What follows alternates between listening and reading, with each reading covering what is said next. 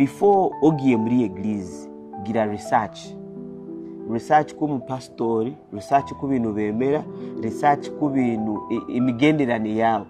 Winjiyeho waba wemeye ibintu bemera.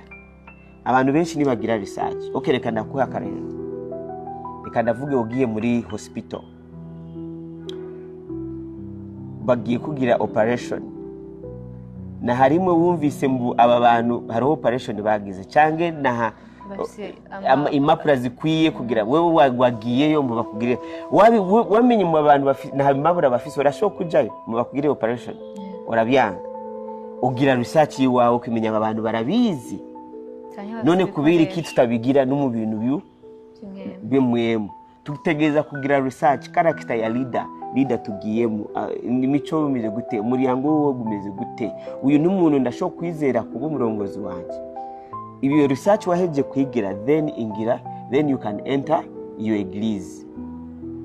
But now winjiyeho kubera hari eglise n'abantu, church is people, the only person is perfect is God. Abantu so ibikomere bizoba biri hose mu muryango wawe ku kazi kuri eglise kuri tere haba hariho nyine, but the difference is how do you resolve those conflicts. Don't run away from them, correct them. Cyangwa urashobora gufasha n'uwundi muntu nabwe mu ibi bibazo wasanze mu eglise ego. So ibikomerese biri hose, ibikomerese biri sinzi hose muri organization yose harimo ibikomerese, but the way you resolve no muryango harimo ibikomerese, muri relationship harimo ibikomerese, but the way you resolve them is what the difference is.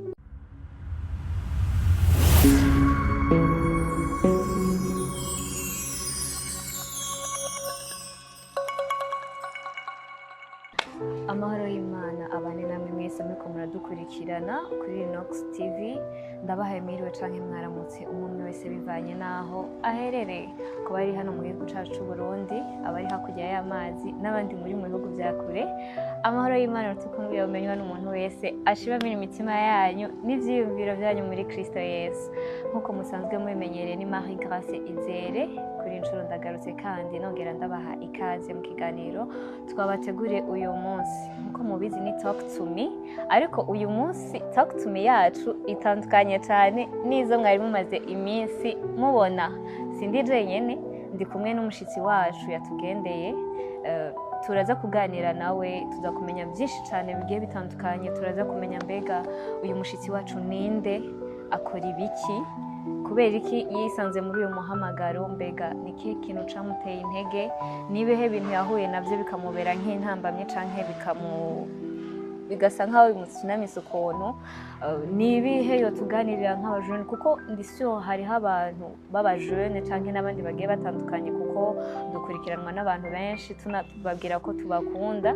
Araza kudusangiza ibintu byinshi cyane bigiye bitandukanye. Rero ivyo byose kugira ngo uze kugirirwa amahirwe yo kuvyumva canke gusagira natwe kino kiganiro ciza twabateguriye nka Inox TV, bigusaba ko ugumana natwe ko bariko baradukurikirana ari rya mbere. Please make sure ko mwagize subscribe, share, comment na like. Tudatevye reka tumwakire.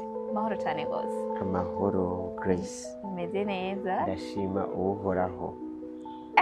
Uno musarazi Kirundi. By the way, ni mwaza kumva turiko turamixinga, muze kwihangana kubera ko meze neza cyane gose.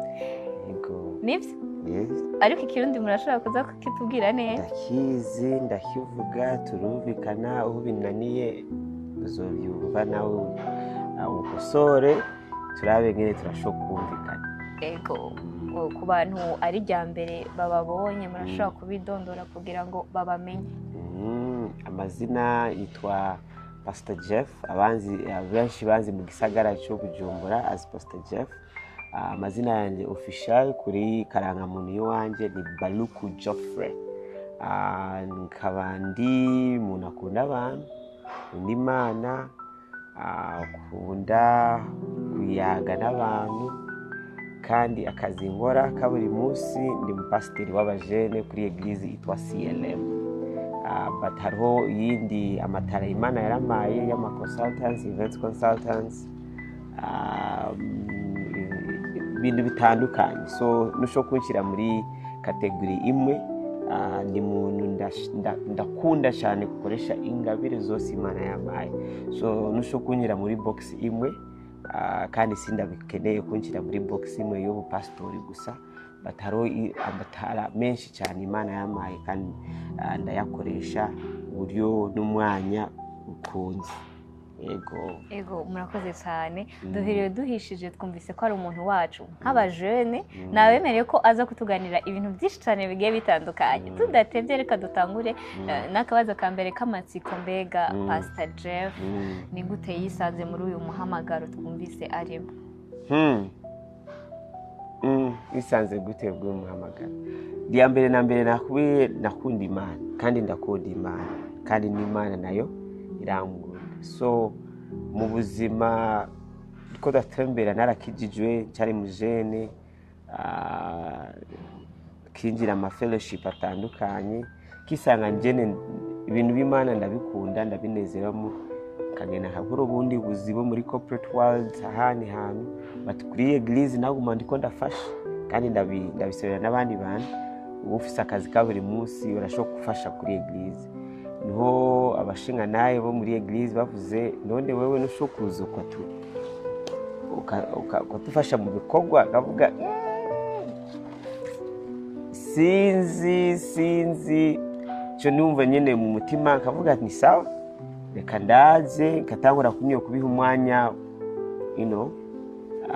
Ubu nari mu Buganda, niho eglise iwacu yo mu Buganda yitwa Roto Church yandundise ngaha mu Burundi gufasha nyene kubaka kutangura CLM.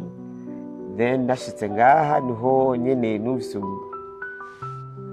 uwo muhamagaro became more and more and more. Agire muri Bible school kisanga nyene ndi pastor. Yego. So si bintu numvise reka ndahaguruke. Nibyo nshaka kugira njyewe nasomera kwishuri nize human resource management. Yego byerekene nyene business and human resource. So then nagiye niga theology n'ayandi amakosa atandukanye yafashize nyene kuba pastor. Yego niko bimeze. Itsogihe muba umupastor mwari mwubatse? Oya. Warukira umujene? Yego cyari mujene. Numva shaka kumenya bega nirihe banga canke ni gute byagushoboke byaba byarakoroheye kumva kwitaba uwo muhamagaro, kubera ko ndabizi hashobora kuba hariho n'abandi bariko baradukurikirana ashobora kuba amaze kumva muri wakavuga ati ndumva ko mfite umuhamagaro wo kuba noririmba canke noba umu evangeliste, ariko kugira ngo rero uwo muhamagaro nyene ace bugufa avuga ati Yesu Kristo nditavye, kuri mwebwe byaraboroheye? Yego, reka ndahubire. Ya mbere na mbere hariho Bibiliya ivuga mu ma commandments, mu mategeko y'Imana. Bamubazize none mu aya mategeko ni yahe mategeko asumba yose? Yaramuhaye amategeko abiri. Itegeko rya mbere yavuze kunda Imana n'umutima wawe n'umubiri wawe n'ingufu zawe zose, cyambere. Rya kabiri yari kunda mugenzi wawe uyikunda. So iyo ya mbere ivuga kunda Imana. Kunda Imana n'ibintu biwe urabikunda, n'ibintu ashaka urabikora. So bivuye kenshi abantu bakagize nk'akazi cyangwa iki niho bibagorera. Batukunda Imana n'ukunda ibintu ukora. Ufise tito utafise tito uguma wowe ukorera Imana. Kandi ndazi hari abantu benshi bakorera Imana batafise n'amatito pastor cyangwa apostle cyangwa aya matito twa. Nukunda Imana, Mungu gukunda Imana niho bikorwa biva. So nibyangoye cyane. Whether ndi mariye tari mariye, Yesu ni yari mariye, Paulo ni yari mariye, n'abantu benshi batari mariye bagize akazi k'Imana. So akazi k'Imana is not whether uri mariye cyangwa tari mariye. In fact, wasubi Bibiliya neza, Paul arakubwira nibiza kuba single, kubera single ufise umwanya mwinshi wo gukorera Imana. Wagize mariage wazoba ufise akazi kabiri, kunezera umugore wawe no kunezera Imana. So nijo gituma ubishoboye guma. So it's not about whether you're married, you're not married. Cyambere na mbere urakunda Imana kandi nawe urazi urukundo akufitiye, then mwibyo ibi bikorwa bizokuvamo naturally. Yego, murakoze cyane. Mbega Pastor Jeff, dusubiye inyuma gato mu nkuru yiwe y'ubuto canke y'ubwana, yoba yakuriye muri famiye ikijijwe akabyisangamo canke ashobora kuba afise iyindi story iri behind kugira ngo twumve neza iyo bitera bica? Okay, well, family wanje bari n'abakristo kandi bacari bakristo, bari aba Seventh Day Adventist. Sinzi bita aba Seventh Day, murabazi? Basenga Saturday. So niyo muryango narakuriyemo, nagenda kuri eglise, but hariho umwanya narabivuyemo kubera nagenda muri eglise nkicara kavuga bihera ryari tusohoke tahe, you know, eglise naraheze nk'imyaka 3 tajayo cyangwa 4. Then you know, muri secondary mwaka wa 3 muri high school, aho niho nafasha akakiza, narakijijwe kamenya Imana, kiga gusenga, kiga gusoma ijambo ry'Imana nk'abajene. Twaragize ama revival muri ishure yacu, nyine tukasoma ijambo tukabikunda. Nagize kusanga ibintu by'Imana si bidini, ni umugenderano ufite n'Imana. So njewe nize cyane ku migenderaniro cyangwa mu cyongereza relationship n'Imana, not idini. Kubera idini ifise ngene ishaka ibintu bikore, but imigenderane n'Imana niyisumba idini. So njewe narafashe imigenderane n'Imana. So si kuvuga ngo naravuse nkijijwe, oya, naratanguye kandi njewe n'ibintu bisi narabitanguye cyari mwana muto, aya mabwate, gutamba, kugira gute, byose turabigize. Nta kimwe urashobora kumbesha ndabizi. But mwako kakiza niho Imana nibana siko kakiza gusa, Imana yarankijije ku bintu byinshi cyane. Nibaze mu migambe yayo yaravuze uyu muntu ategeza kukizwa, ubu atagize ubu bizomugenera nabi. So that's how it is. Yes. Uvuze ku bintu bijanye n'agakiza, ucuza neza aho nari nshaka ko tuza guhuriza. Yes. Twakuze canke tumenyereye twumva amadefinisyo agiye atandukanye avuga ku kintu citwa agakiza.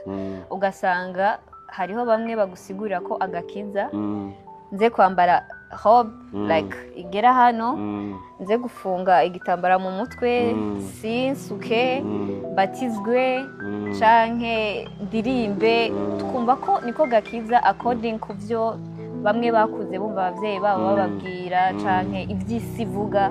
Mbega mwebwe mugerageje kudusobanurira, tuvuze agakiza mwogasigura gute? Akakiza ndo gasigura gute? Nico twasomye mu gitabo ca John Yohana ivuga Yesu ariko arabwira n'umutama yitwa Nicodemus yari nyine umurongozi, yumvise Yesu ariko aragira ibintu bitandukanye, nawe akashaka nyine ino bintu by'Imana abinjiremo.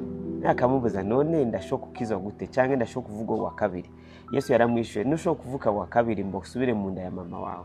But byo two turavugamo nuku kubyagwa cyangwa being born again, is it producing kubyagwa umurundi wa kabiri. Yes, hariho umuntu arabyagwa mu mubiri, but ibi bintu two turabura ni kubyara ko mu mwemu, spiritually. Nushobora kubifatisa amaboko cyangwa kubibonesa amaso. Turamenya kukizibwe cyangwa wakijije tubonye imigenderane yiwawe tanguye kuhinduka ni Kristo, being Christ like. Nijo gituma babita abakristo, babona wewe usanga uriya Kristo cyangwa umukristo kubera imigenderane yiwawe itanguye kuhinduka muriya muntu ukurikira. So umuntu uvuga yakijije ni ikintu kiri spiritual, then mu migenderane ya Kristo ibintu bitangura kuhinduka. Kwambara n'ikisi ndabibona cyane muri Bibiliya. Bibiliya ivuga dress modestly, kandi modestly biratandukanye na culture zitandukanye. So nusho kuvuga mbu akakizo rasho kukarabira ku muntu ingene yambaye, ingene uko ribesha kubera n'ikintu spiritually. But Bibiliya ivuga muzobamenya ku byama byabo, muzobamenya ingene bakundana si kumumenya ku mihuzu zabo cyangwa imishatsi yabo cyangwa lipstick cyangwa iki. Bibiliya ntibivuga guco, ni imigenderane mugenera n'Imana, kandi imigenderane mufite n'Imana, Imana ni kurongora.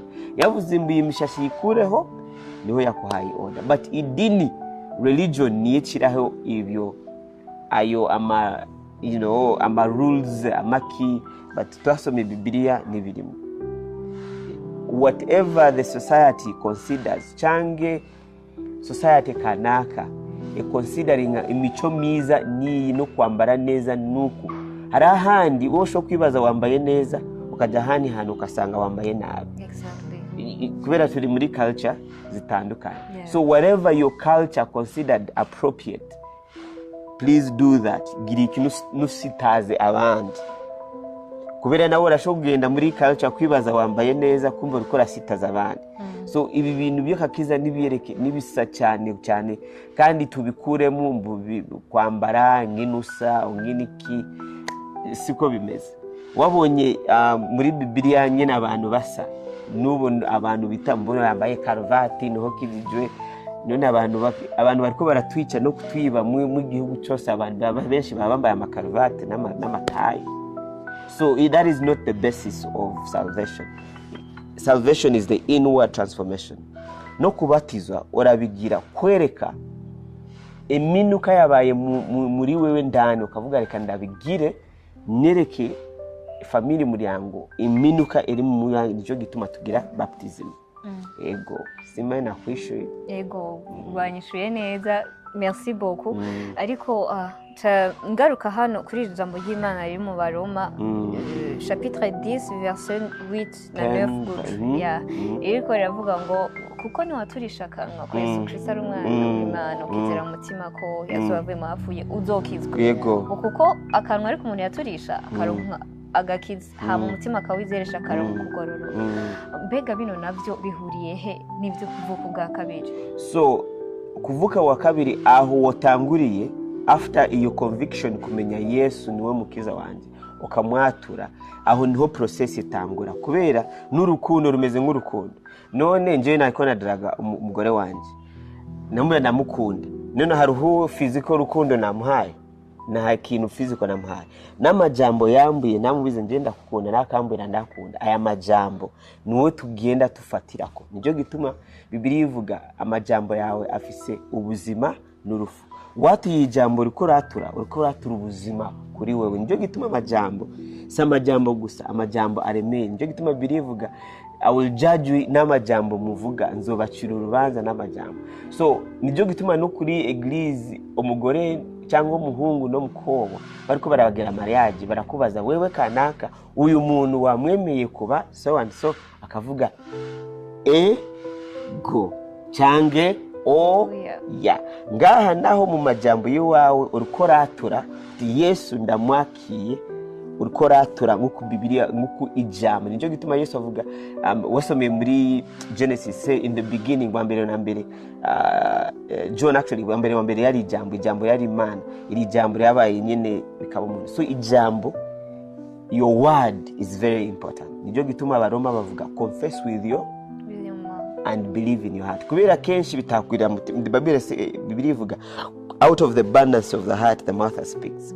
Gishurira mu Kirundi, kuva mu biboga mu mutima wawe n'ibyakanwa gaserura. So akakakiza keje kuboga mu mutima wawe, then uratura tukamenya bya kweli uyu muntu uramukunda, uyu Yesu uramukunda. Nijo gituma. Okay. Make sense? Yeah, it makes sense. Yes.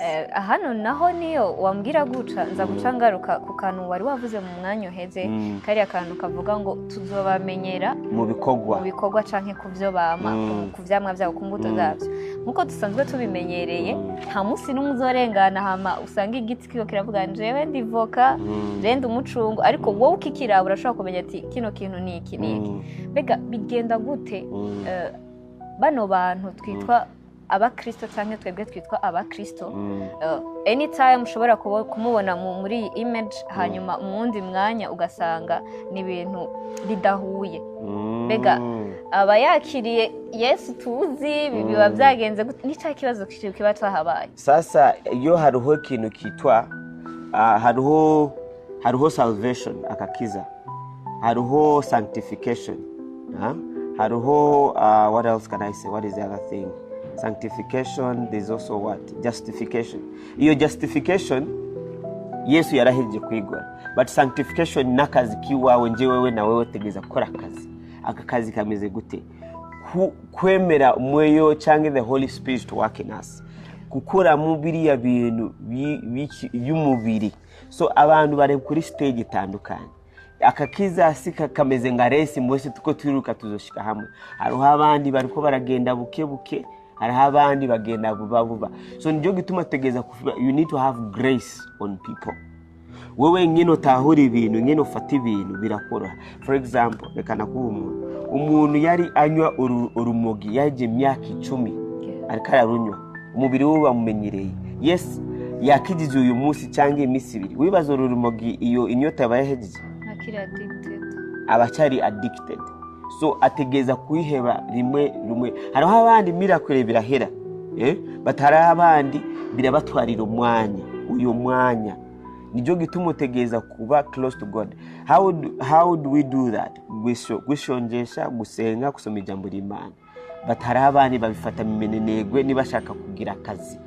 Kandi kuba mimenenegwe si mu bintu spiritual gusa, ubunenegwe buri mu bintu byinshi cyane, mu kazi, n'umunzi yawe kuyikoropa, n'ibintu spiritual n'abantu usanga bafise bari binenegwe. Hariho ingeso batashaka kuheba, imico cyangwa abagenzi batashaka kuheba abagenzi bariko barabinfluence mu ibi bintu cyangwa character kanaka, but utegeza kumanya it is a process. N'abari abatumwa cyangwa ba disciples 12 imyaka 3 baheze na Kristo nibahindutse, bigenda buke. So we have to give grace to people. Kandi nico gituma njewe kintu nkunda nukuba umugenzi w'uyu muntu. Correct relationship before correction. Twagize ubugenzi aho niho mfise icyongereza bakita moral right, cyangwa uburenganzira cyangwa uruhusha kukuvuga mu buzima bwawe kubera nabaye mugenzi ndasho kuvugisha akavuga none wewe kwinjiye akakiza ibi bintu uriko rabwira none nubona nyine sukumuraba wewe kubazo uri mukakiza kubera zindabo hinduka kubera nuzi jani yiwiwe. No mu ishure twari mu ishure muri class ibintu byose ntwabitora kumwe. So iyi shuri y'ubuzima tubitora kumwe. Hari abandi babitora vuba, abandi babitora nyine imyaka 10 iheze, abandi babitora nyine, but twese turiko nibyo gituma ari ubuntu bw'Imana. Hari umuntu mushaka kuganira ngarutse kuri ico kintu ariko ravuga akakubwira ngo ijambo ry'Imana ritubwira ko iyo umuntu yakiriye Yesu Kristo nk'umwami n'umukiza w'ubuzima bwiwe abacitse icaremwe gisha, ivya kera biba bihise, ibishasha biba bije. Kuvuga akakwereka ko uriya Grace wa mbere yarapfuye ntagahari. Iyo bitwa abuse of grace. Nico gituma Paul avuga none kumwakiriye ubu buntu bw'umuntu, then should you abuse the grace? Kimeze kubu kavuga umuntu mbere muhira kakutwara muri sitting room, wewe ukumva nyene office idagembe nyinshi cyane, ukagenda no mu cyumba cy'wanje ukaguruka ku gitanda cyane kubera nakuhaye ubuntu is not actually ubuntu w'Imana. Women, if you really know ubuntu w'Imana ukuri hariho ibintu nushokora ukavuga kubera bi Yesu yangiriye I cannot do that, kubera nyene Yesu yankizije ntegeza kugira gutyo. Wemenye nyene Yesu yaho agukunda kandi ukamenya n'ibintu atakunda nushoko kubikora kubera urazi uyu muntu aragukunda wabitahuye. So your grace is not to be abused, grace is to be appreciated. That yes, Imana baranguriye ibintu bihambaye, iki kintu sindashoko kikora, iki kintu oya sindashoko kumaramaza umuntu yangiriye ibintu neza gucoye watahuye. Kimeze nka papa cyangwa ababibi bakutwara mu ishuri bagakurira menebare bakakubwira gute kandi urazi ibintu batakunda, wowe ukaguma ubikora ibintu batakunda, uriko rereka kagayo cyangwa disrespect k'uyu muntu. Yes, nta kintu arashobora gukora kubera arakunda, but wewe wumvira gute uriko uragira ibintu bimbabaza kandi uravuga uramukunda. so uwo mukunda gira ibintu akunda. So grace niba yitware for granted, grace is not for granted. Yes, wakarakijije uzoshika mu ijuru iki but hariho ama benefit urikora missing out because of your disobedience. Yego, hari abantu bashobora kuba bari baradukurikirana canke n'abandi bamwe bagiye batandukanye, ashobora kuba yumva ati ciwe kweri bijya bintu byo gukizwa sinobijamwo ibiri ku bashobora kumbanira, mvuze kukubanira ucibitahura bakambanira simba uwo nshaka kubaho, akumva ko muri Kristo nta mwidegemvyo hari canke nta bwisanzure buhari. Mbega muri Kristo Yesu buhatubwira gute ko twumva bisa nkaho uri umuntu umaze ko hajya ko cane gose? Oya, iyo ni propaganda ya shetani. Shetani arafise propaganda nziza cyane, arakwereka ngaha kutuboshe kandi niwoshe gusuma twewe. Wowe uraboshe n'umurumogi, uraboshe ni taba, uraboshe n'inzoga, uraboshe n'ubusambane, kandi umenya gute kuboshe ibi bintu wabigize, the things you think are freedom waheje kubikora umva nabi, none kubera ko urumva nabi ubu n'ububoshe. Twewe twarabohoye not to be addicted cyangwa to be slaves to anything apart from our God. So hariho umwidegeme mishi cyane muri Kristo. Urazi kugira ikintu utazi nti nahangaruka mbi iri kugira ibintu ukumva ni ingaruka nziza gusa ku buzima. Kandi ndakubwira, I have never met anyone who is born again and regrets. Sinabona numwe yakijijwe kandi akidusa, but narabonye benshi bagiye muri imidegembe y'isi bakijisha none amahoro ari he? Iyo ni propaganda ya shetani. Okay, kini reka turabe mu Bujumbura. Ndaba Bujumbura, uraza amabwate ari muri Bujumbura ni menshi. Reka tuvure abantu bagiye abagenda muri eglise n'abagenda muri boîte nibahe basumba abandi. Abaja muri boîte ni benshi kusumba abagenda muri eglise. Abaja muri eglise nibo benshi kusumba abaja muri boîte. So let's do the math. Urazi shetani arazi kugira propaganda akakwereka nyine kubiwe bihambaye. N'amakonseri cyangwa iki amakonseri n'amakrusade y'Imana niyefisa n'abantu benshi gusumba n'abantu bese, but shetani warafise propaganda arakwereka nyine biwiwe bimeze neza, kume it's deception. Nibyo bituma Yesu avuga njewe narazi kubaho ubuzima, but shetani yaje kwiba kwica byose ugiyemo, harimo kwica kwiba konona ubuzima. Nibyo gituma reka tuvuge boîte, wagiye muri boîte. Yesu agiye kutamba kunezera, cya mbere hariho umuntu aso kwiba, cya kabiri hariho umuntu arasho kucira nyine ikintu mu nzoga ziwawe, cya gatatu wanyoye inzoga uri mukoba barasho kurepinga, cya gatatu ogotataha muhira accident kubera byose ni danger gusa. Si kuvuga nibisho kuba handi hantu, but ugiye mu bintu urikura you increasing the danger of your death, of your destruction. Exactly. Yeah, scientifically, physically, spiritually, financially, it's a lot of things. Yes. Okay. Cyanumva no vuga guca hariho abantu bashobora kuba baragiye mu maeglise atandukanye, ugasanga uwo muntu yari closed cyane n'Imana. Reka ndavuge muri uburyo, ugasanga uwo muntu yari umuririmbyi canke yitaho ibikorwa byo mu ishengero, yumva ko afise inyota muri we yo kuba yokorera Imana, ariko ugasanga uwo muntu akomerekeye nko muri eglise hahantu yakagombye nko gukirira canke kwakirira ikintu cari kumufasha. Mbega bano bantu bishobora kuba biva ku butumwa bwiza bakiriye canke abari kibazo cabo ubwabo baba bakwiye gukorerako? So icyo kintu it's not only one way, it's two way. Wa mbere na mbere Bibiliya ivuga n'umuryango. None wo muryango wa wari perfect muhiri wanyu.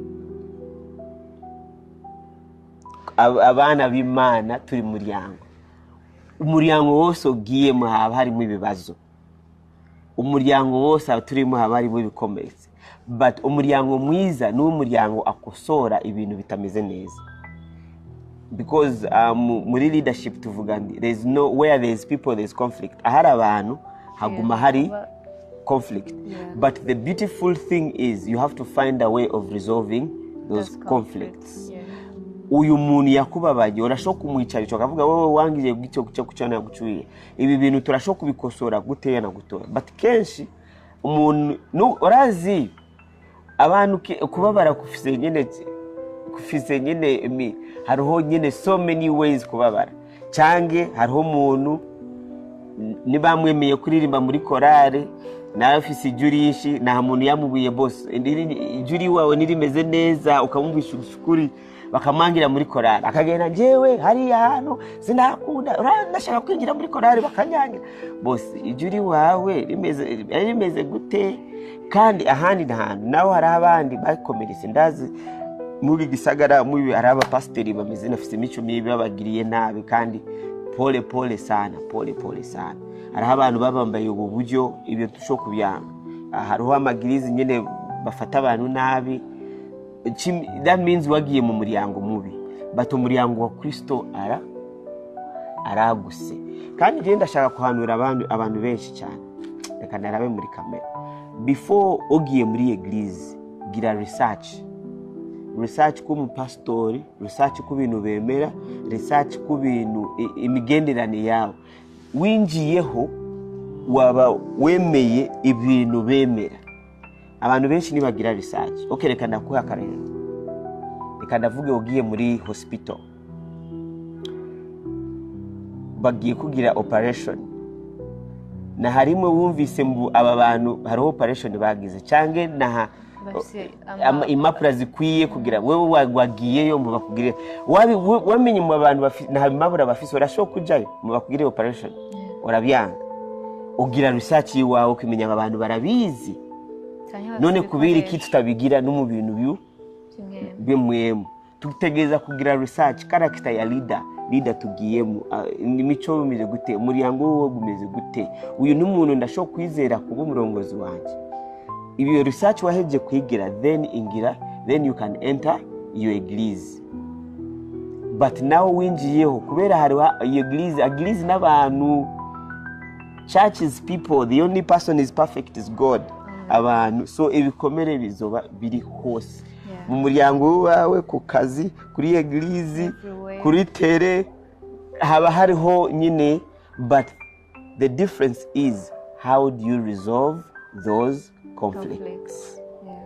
Don't run away from them, correct them. Cyangwa urashobora gufasha n'uwundi muntu nabwe mu ibi bibazo wasanze mu eglise ego. So ibikomerese biri hose ibikomerese biri sinzi hose muri ama organization yose harimo ibikomerese. But the way you resolve no muryango harimo ibikomerese muri relationship harimo ibikomerese. But the way you resolve them is what the difference is. N'umutima wo kwihangana no kwica ubugufi yego uyu munsi turiko tubona tugerageje kubiraba canke tugerageje kureba amajambo make.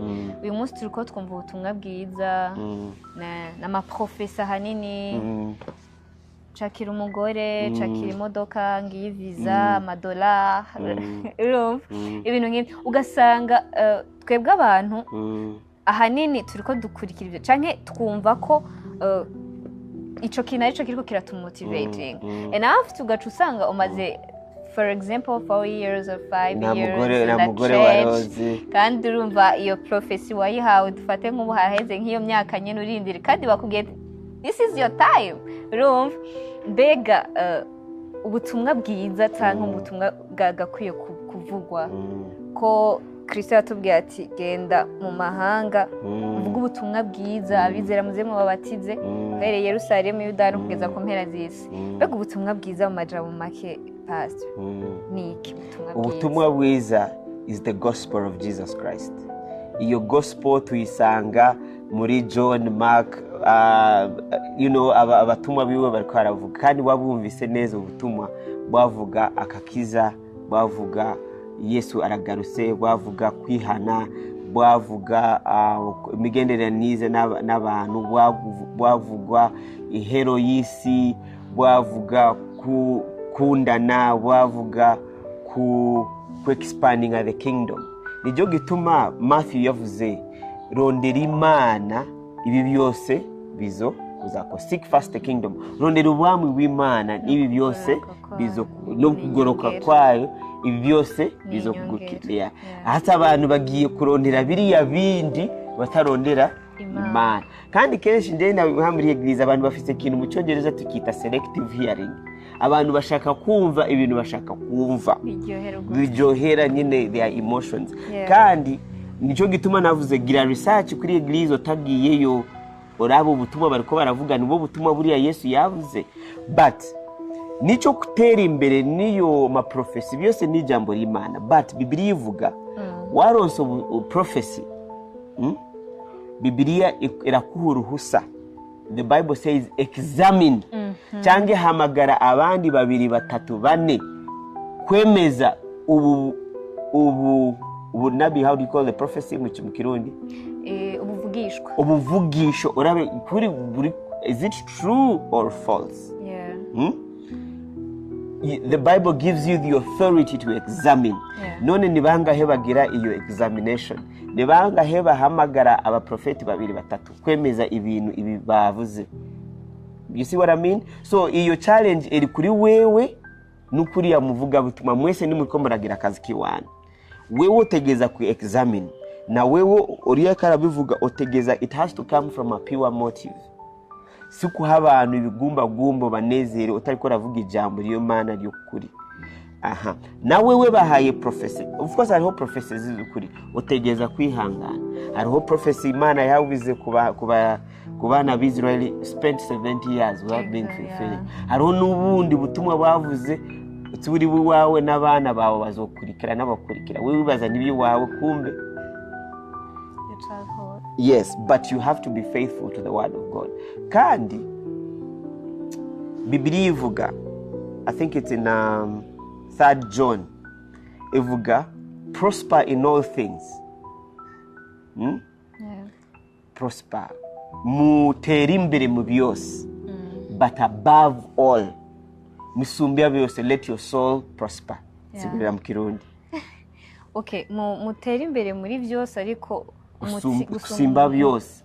Prosper in your mutima wanyu. So osanga abakristo benshi barindiriye ijambo rya prophet rya apostle ababwira ijambo nibashaka kusoma ijambo ry'Imana. Hariho eglise muri wasome mu bikorwa Acts. Hariho eglise yitwa Boronia. Bari abantu bumva ijambo ry'Imana bakasubira muhira bakaraba iwe Paul ibintu watubiye nibyo abo bana nibabigira. Umuprofeti yavuze nibibatwara. Osi kuvuga munika aravuga what he is saying is not true, but nawe wichingira umutima wawe genda usome. Kandi ni jambo ry'Imana is 360. It's not one way. Yes ndashokuha. Okay, for example, let me give you an example. Yesu Imana yarabwiye abana bo muri Israeli Kanani ni wanyu. Sibyo? Kanani iyo promise yari ya kera. Kanani yari iwabo. Bashitse kuri Jordan bakarundika bari aba spy bakagaruka bakavuga bana b'Imana. Ahantu ni heza batariyo abantu bameze banguse. That means tegeza kujyayo. Yes, promise turayifise, but tegeza kugenda kora gute kugwana. Yes, ndashobora Imana izo kwezegera izo mezagira gute zegezera ibiganza ibikorwa by'intoke zawe. Unusho gucara mbu jewe nzoronga umugore wicaye hariya nuko rarondera uyu mugoze waheje kuronga uyu mugore na hakazi office na hanzo office na you're just receiving, you're not doing your part. So God is an action God. Nico gituma Bibiliya ivuga ukwizera gutafise bikorwa kuba gufuye. So yes waronse iyo prophecy, but nawe hariho ibikorwa Imana ikutegeza kuha ukore. Nk'abari abana bo muri Israel, yes promised land iri hari, yes exagara kihaguse, yes ozahezagira, but Imana ifise ngene ehezagira abantu. Nijo gituma Bibiliya ivuga kuva ku nango pako kumuhera, the law of sowing and harvesting. Sowing gutagute kubiba no kwimbura. that is a natural law. So abantu benshi bashaka kwimbura batabiba. Reka mvugane n'abaprofeti n'abaapostole wacu. None wewe buri munsi ufise inyerekwa? Je nabonye muri Bibiliya hari Imana abaprofeti yamara umwaka cyangwa imyaka 2 ataronse inyerekwa. Wewe ziwawe ziza since maybe turi muri dispensation ya grace nyene every day office prophecy birashoboka, maybe ni jewe ntabitahura, but sometimes I sit back and I'm like are you sure? The gift of prophecy, it should be exalted, but it should be in balance. Eglizi nzima itegeza kuba ni aya ma ministry aya atanu: umupastori, umuapote, umuvangelisti, umuprofeti, umwigisha. Wereki umwigisha, umuprofeti, umuapostle, umuevangelisti kwizana abantu, umuprofeti kwereka nyine Imana arikarereka, teacher ayigisha ijambo ry'Imana. So kenshi usanga tufise eglizi zimeze gute? Like no hariho umwigisha gusa, there is no other ministries. Kubera nishaka kwemera izindi ministeri, kubera ni wewe Imana yahamagaye gusa. You have to grow. You teach your people for the work of the ministry. Hagurusa ba prophet, hagurusa ba apostle, bakube hafi. Then ijambo ry'Imana ribe balance. Ego. Okay. Urakoze cyane gose n'ukuri ndibaza n'abantu bariko baradukurikirana turiko tugirana ibihe byiza bariko barafashwa cyane, ariko ndashaka mbega mutubwire nk'ugwaruka nizahe mbega ntambamye canke ingorane bahura nazo muri uru rugendo rw'agakiza. Of course inyambara ya mbere ni umubiri, the pleasures of this world. Kubera amaraso arashushe ni ibintu binshi, kandi utashushe naho zana tutware kwa muganga turabe whether you okay. Gushuha is natural, but njo gituma wasome muri Galatians 5:20-22 evuga the fruit of the spirit, patience, joy, self control, and joy. But kumuheru baravuga self control. Twese tegeza kuba n'ikintu kitwa self control. Ikintu cyose kirafise urugero. Hariho urugero rw'abagenzi, hariho urugero rukunywa, hariho urugero rukusohoka, hariho urugero. So you have to have control over. Nitumeze nk'ihene cyangwa inkoko, mu bintu byatuziye turabikora nk'utushaka. You have to have self control. Ico ni ikintu cya mbere. Kandi self control ija gute?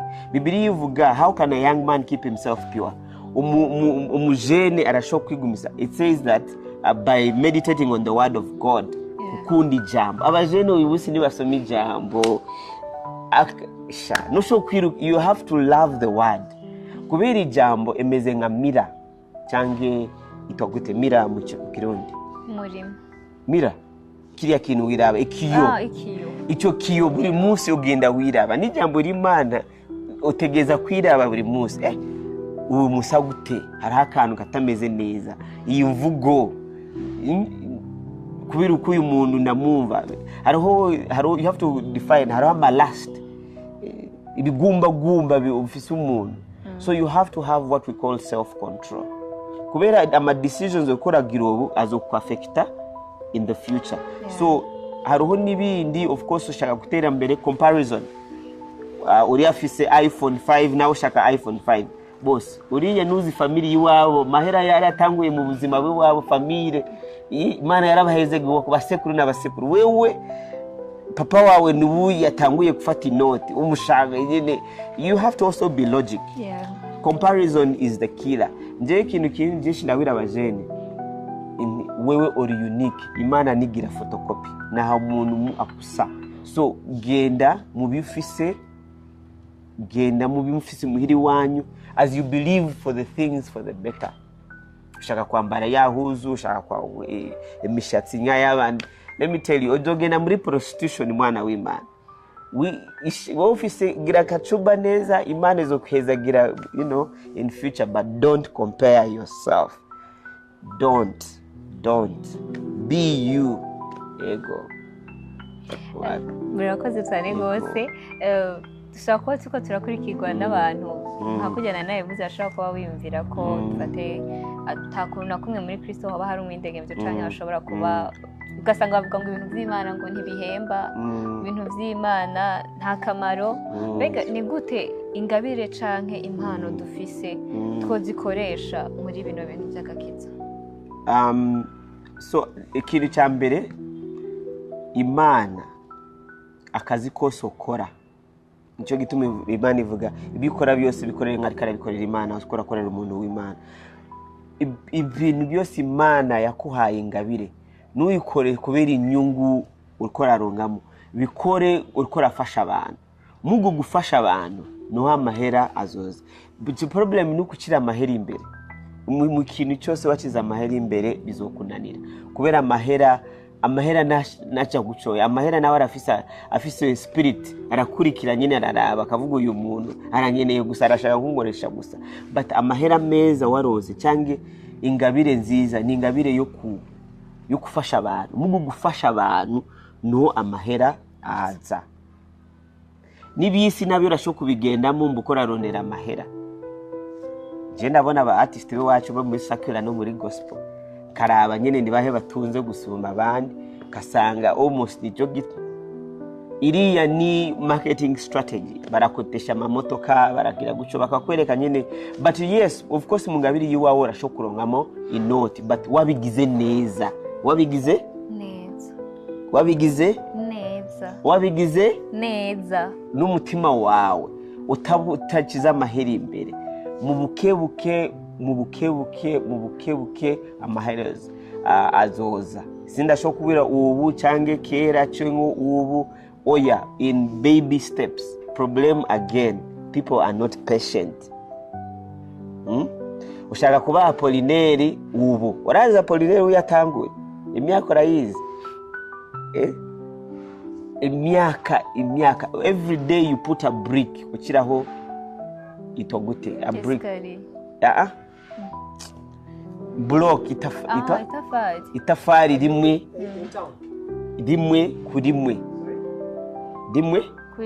kuri rindi. Bana bashaka guhihuta instant success. Siko buzima bumeze, utegeza gufata ibintu buke tari kwihuta. Kera twari kwishure bakubwira getting 10,000 umva njene wafashe inoti nyinshi cyane, cyangwa hari wari mu ishuri ukavuga jewe nahejeje secondary, aya nzoyiheza none bwahejeje secondary, jewe naheze university none university. So ubuzima ni step by step. Yeah. Ego turiko turanagana ku musozo w'ikiganiro ciza cyacu twabateguriye. Mbega n'igiki ushobora kubwira ugwaruka rukora dukurikirana gumva muri go rufise inyota yo kuba gukora Imana ariko bacitse intege? Gukorera Imana, I don't know why abantu bakoze ijambo gukorera Imana. Gukorera Imana is not that you're working for God, you're actually working with God. God is the one working with you. Reka nakubwire Grace, uri mu journalist uriko rakorera Imana, uri mu cameraman ariko arakorera Imana. Gukorera Imana sukorera muri eglise. Iyo mindset abantu bategeza kuyikuramo mu bikora byose, gufasha abantu. You serve God by helping his people. None twese twabaye aba pastor, ninda zo mu journalist, nizaba zo muganga, who will be the soldier, ninda zo mu police. So twese tufise ikintu two turakora, ikintu cyose ukorera abantu b'Imana uriko rakorera Imana. Yes, hari abandi bumva bafise umuhamagaro muri eglise, wofise umuhamagaro ushaka kuvuga ubutumwa muri eglise, ngogerera abakozi b'Imana bakwigishe. Go under the feet of someone's leadership, akwigishe. Hari abantu utangura njewe ndatanguye eglise yiwanje ibiki. Kingdom y'Imana ifise hierarchy, ifise migenderane. Hari abantu bategeza gusohora. Ngene umubyeyi yasohora umwana nusho gusohora wewe nyene. Namapa wawe na mama wawe yafuye, hariho wundi muntu anko cyangwa umuntu agusohora. Njo gituma eglise tuyita umuryango. Ingene ubu n'umuryango operator, niwe eglise naye operator. Umuryango, rondera umuryango w'abantu bakunda ijambo, bagunda gusenga, bagunda gwisonzesha. Bakunda Imana. Si kugunda kuyikorera, but bakunda Imana. Because you can work for God but not working with God. Urashobora gukorera Imana utariko uragenda n'Imana. Korana n'Imana kugendana n'Imana. Yes. A lot of people want to work for God but not walk with him. Barashaka kumukorera but ntibashaka kugenda n'imigenderane niwe. Jewe I would say gendana nawe niwe akuhe ibikorwa. Not the other way around. Jewe ndashaka wewe wihamagaye wenyine.